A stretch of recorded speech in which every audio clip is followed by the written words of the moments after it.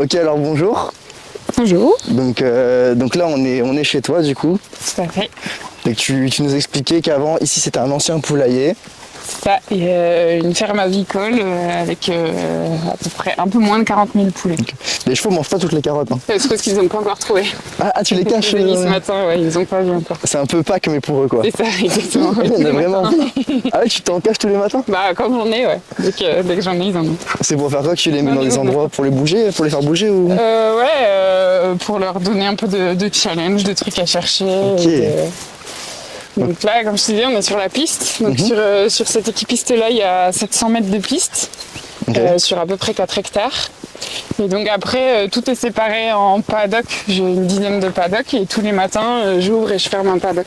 Ok, et tu le fais tourner en fait. Ouais, c'est ça. Le but, c'est que mon herbe, elle ait le temps de se reposer, qu'elle soit pas surpâturée et que... Mais là, ton herbe, elle est très très bien par rapport à des paddocks que j'ai vus. Bah voilà, c'est le but. Ouais. Donc mes chevaux, ils sont à l'herbe tout l'hiver. Tout l'hiver, ils ont de l'herbe. Après, je dose évidemment quand l'herbe, elle pousse plus. Bah, les paddocks sont ouverts moins longtemps et ils sont au point à volonté.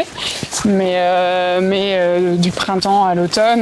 Enfin, pareil, évidemment, l'été, s'il y a la canicule, je régule. Mais le but du jeu, c'est que l'herbe soit la plus fibreuse possible pour qu'il y ait le moins de sucre possible. Qu'on évite tous les problèmes de fourbure. Et Plus l'herbe est fibreuse, moins il y a de sucre, du coup? Ouais, comme pour l'alimentation humaine. En fait, si tu manges des pâtes complètes, elles sont moins riches en sucre et plus riches en fibres que des pâtes... Et le foin, qu'on appelle ça? Le foin enrubanné. Du coup, Non. c'est plus sucré ou... Ouais, le foin enrubanné, c'est très sucré. Donc c'est moins bon que le foin classique. C'est vraiment pas trop bon pour les chevaux. C'est vraiment pour des chevaux spéciaux, qui ont des besoins très spécifiques, mais il est fermenté, le foin enrubanné. Donc pour les vaches, c'est très bien parce que voilà, elles ont 4 estomacs, donc c'est différent, mais les chevaux, il leur faut mieux du foin sec pauvre pour pouvoir l'avoir à volonté. Mais évidemment, l'alimentation des chevaux, c'est une problématique hyper intéressante mais hyper complexe aussi parce que pour un cheval de 3 ans, tu vas pas avoir la même alimentation que pour un de 27. Donc, ouais, c'est clair. Mais leur système de digestion, en plus, il est super compliqué parce que je me souviens, j'avais vu un podcast, Murmuréquin, je sais pas si tu connais. De nom. Et elle expliquait que tout le système de l'estomac, mais c'est super compliqué en fait. Donc, ouais, et puis ils sont vraiment faits pour manger des fibres.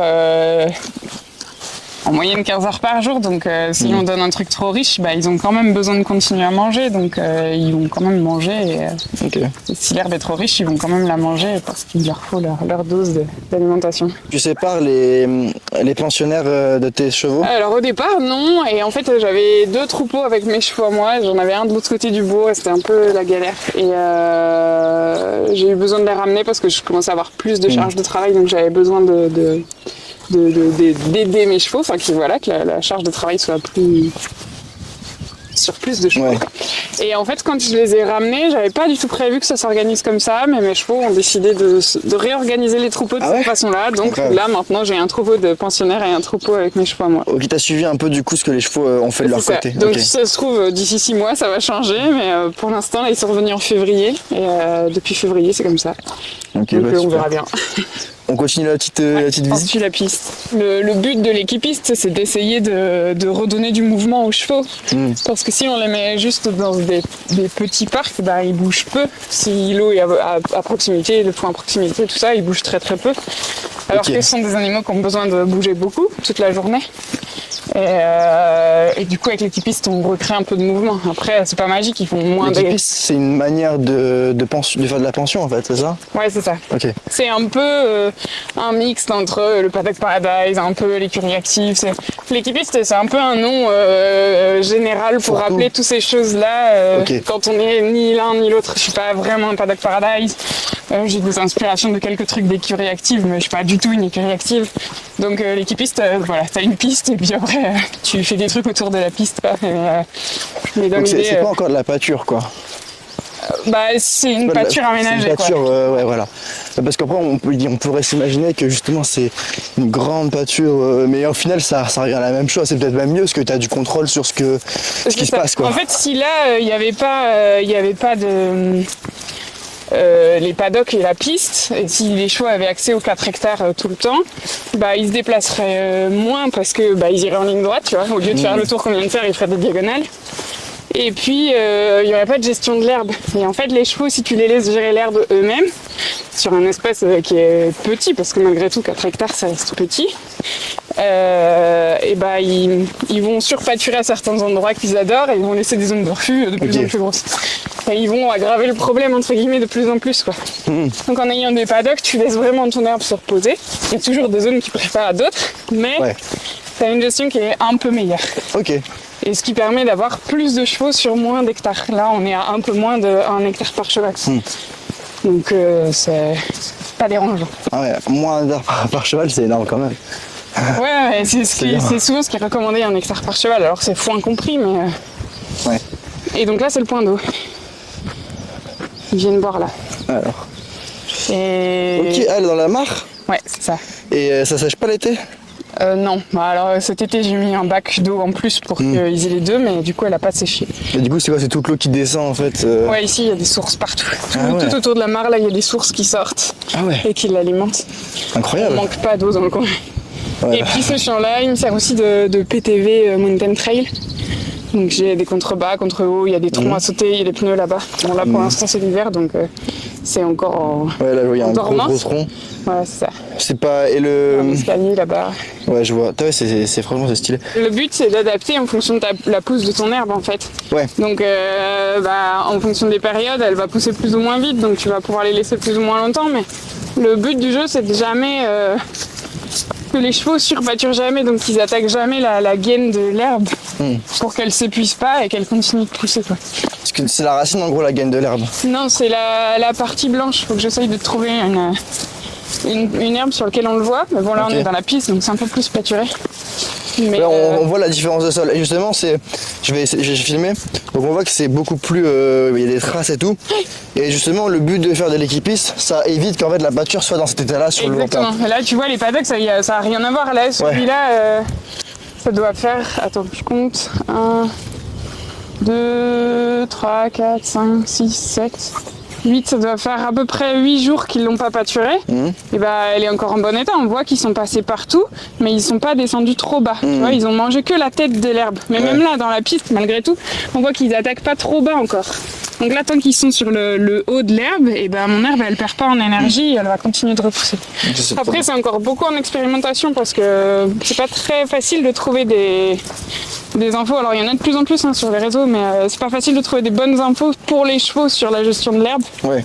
Donc ça, c'est beaucoup inspiré de choses qui se font...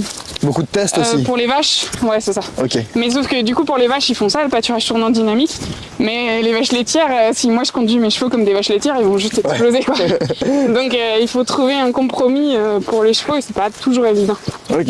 Et du coup, tu leur mets en plus du foin ou... Ouais, ils sont au foin à volonté dès qu'ils mangent plus d'herbe. Okay. Et ça, j'imagine que ce sont les tiens du coup? Ça, ce sont les miens. Donc là, ils sont en liberté dans la cour. Ok. Comment... Ça en a beaucoup? Il y en a 6, ouais. Ça, c'est la carrière. D'accord. Avec la couleur, j'ai cru que c'était... C'est du copeau de bois. Ah, c'est du copeau? Ouais. Ok. Pourquoi t'as fait le choix de mettre du copeau du coup? Parce que je suis écolo. Ok. Le sable, c'est pas écolo? Bah, de mon point de vue, il y avait plusieurs choses avec lesquelles j'étais pas ok. Déjà, l'extraction du sable, c'est pas anodin comme produit. On le voit pas parce que c'est loin des yeux, mais c'est pas rien d'extraire du sable d'une carrière et c'est pas anodin pour l'environnement. Et puis surtout, il y a la gestion derrière, une fois que tu as mis ton sable, l'arrosage tout l'été et tout ça, qui pour moi était pas ok, donc je voulais tester autre chose. Je vais me casser la gueule. Alors ça se fait de plus en plus les carrières en copeaux de bois, mais moi la petite spécificité c'est que c'est du bois à nous, donc du bois local, d'essence de haie, où c'est pas maîtrisé, il y a tout comme bois dedans, tous les feuillus possibles, imaginables. Et du coup c'est un bois qui est traité ou pas? Non du tout, parce que c'est nos haies à nous. Là sur nos hectares, on a 7 hectares de haies en tout. Ah oui. Donc il faut les entretenir et souvent on gardait les gros morceaux pour faire du bois de chauffage, mais les plus petites branches elles étaient perdues quoi.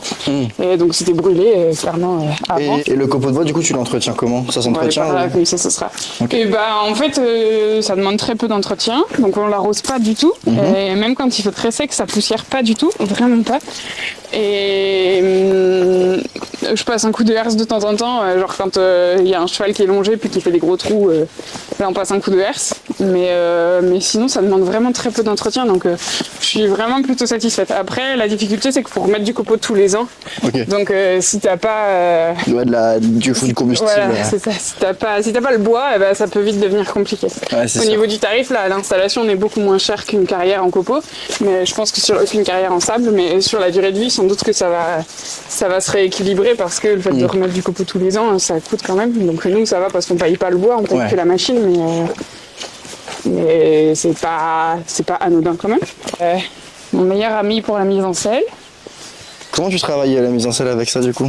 Eh ben on travaille la position, on travaille. Alors évidemment on va pas travailler en mouvement, mais déjà quand le cavalier il a compris la bonne position, comment fonctionne son corps, comment engager ses muscles, bah on a déjà un beau progrès qui évite à mes chevaux de se faire casser le dos.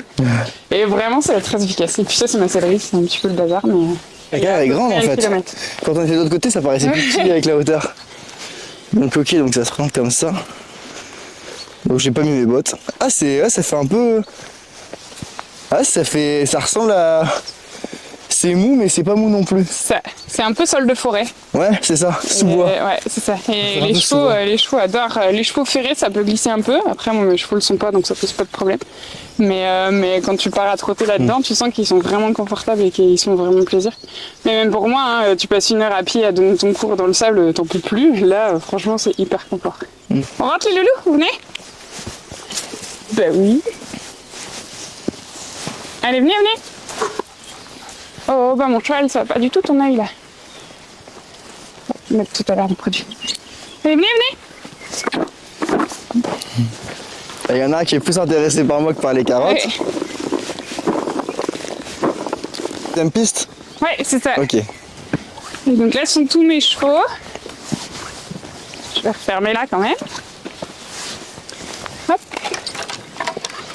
Donc là il y a 1 km de piste. Ah oui d'accord. Alors ça c'est Texas, un cocktail de prairie handicapé, mais qui était complètement sauvage et aujourd'hui qui adore travailler avec les humains.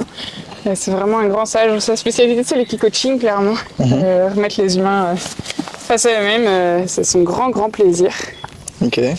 Ça c'est Velga, ma trotteuse, mon tout premier cheval. Voilà, une vraie jument de caractère, mais qui sait tout faire dans la limite de ses conditions physiques. Cheval de salle? Ouais, trotteur, donc elle fait, on dresse beaucoup. Tu l'as eu réformé, un truc comme ça ou... C'est ça, ouais, elle était chez mon premier patron, elle a jamais couru, elle a été à l'entraînement jusqu'à ses 5 ans, mais elle a jamais été qualifiée. Ok, tu faisais de l'entraînement sportif avant? J'ai travaillé dans un élevage de trotteurs où ils faisaient de la prestation de service pour les trotteurs. Ça c'est Arazan, pur sang, réformé aussi, lui il a couru un peu. Ok, anglais? Il s'est blessé, et puis voilà, il a eu un petit passage dans le loisir où ça se passait pas très bien parce qu'il avait tendance à envoyer en l'air ses cavaliers. En club? Non, chez une particulière. Ça c'est Amour, Mérins. On sait pas tout de lui, mais je pense qu'il a pas eu de trop bonnes expériences avec certains hommes. Ça fait combien de temps que tu l'as? Ça va faire... il est parti, il est revenu, donc ça doit faire 3 ans. Mais du coup c'est un cheval qui prend beaucoup sur lui, qui exprime très peu son stress mais du coup c'est le seul obèse de la maison parce qu'il prend tout sur lui, mais on progresse doucement. Donc lui, les 3 là qu'on voit là, c'est ceux qui étaient loin l'année dernière, donc ils ont peu travaillé l'année dernière. Donc là j'espère qu'on va réussir à se remettre en route et à avoir un peu plus de temps à leur accorder. D'où tu les travailles quand tu fais quoi? Tu fais beaucoup de travail à pied, qu'est-ce que tu fais avec eux? Ouais, travail à pied, beaucoup d'extérieur. Moi, j'aime bien la vision de Bedan où le sens de l'équitation, c'est d'aller dehors partout où tu veux avec tes chevaux. Donc, le travail en carrière, il a pour objectif d'avoir des chevaux qui passent partout en extérieur, en fait. Du coup, sur ces chevaux-là, lesquels sont montés du coup? Alors là, ceux qui sont montables vraiment, j'ai que Foudre, donc la grise, une pur sang aussi. Arazan, mais pour des cavaliers qui sont légers. Ah ok, d'accord, léger. Parce que si ça fait mal au dos, il le dit. Sûr. Et puis Velga, qui est montable, qui est brave. Ça la fait chier, mais elle le fait. Après, à mourir, je recommence à le travailler en selle, mais pour l'instant, j'ai pas fait avec des cavaliers parce que parce que du lui coup, il est ensuite, pas on a prêt. la petite, enfin le Et ça petit, c'est une petite Lusitanienne. qui est curieuse du coup, j'imagine. Ah ouais. Parce qu'elle est venue directement vers moi. C'est ça. Elle est un peu dans une ambiguïté où elle adore les humains, mais en même temps elle en a très peur. Elle vient d'où du coup, c'est quoi son histoire? Une jument elle vient de Camargue pareil, je sais pas tout vraiment de son histoire, mais elle a été récupérée plus ou moins abandonnée dans un champ. Ah oui, ok. Et voilà.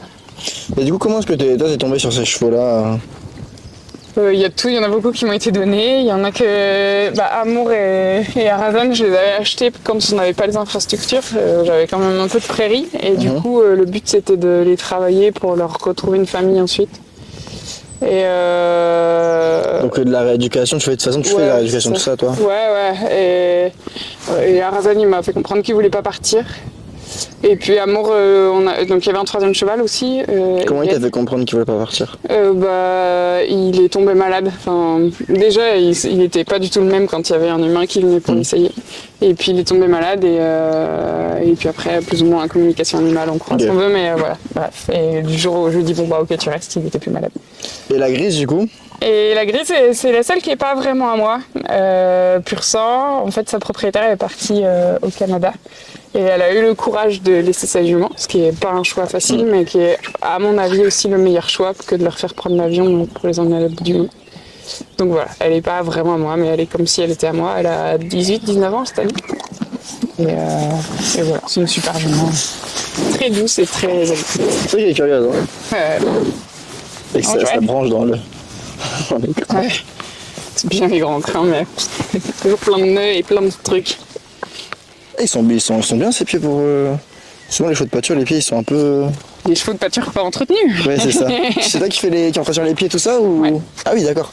T'as appris ça quand tu faisais les trotteurs? Non, oula non. Non, j'ai appris un peu en autodidacte, un peu avec des pros. Après j'ai dans ma liste d'attente de formation, j'en ai une sur le parage. Il y a beaucoup de formations dans ma liste d'attente. Mais on peut faire mieux évidemment que ce que je fais, mais pour l'instant c'est propre, hein. Mes chevaux boitent. Et du coup tu l'as appris comment ça tu m'as dit? Un peu en autodidacte avec internet, avec les bouquins. D'accord, avec du test et... C'est ça. Moi j'ai eu longtemps de Velga toute seule, donc j'avais qu'une jument et du coup j'ai expérimenté plein de trucs. Et c'est laquelle après, déjà? C'est la grande qui est là-bas. Ok. Du milieu. La trotteuse, c'est Ouais, ça? Ok. Ok, stylé.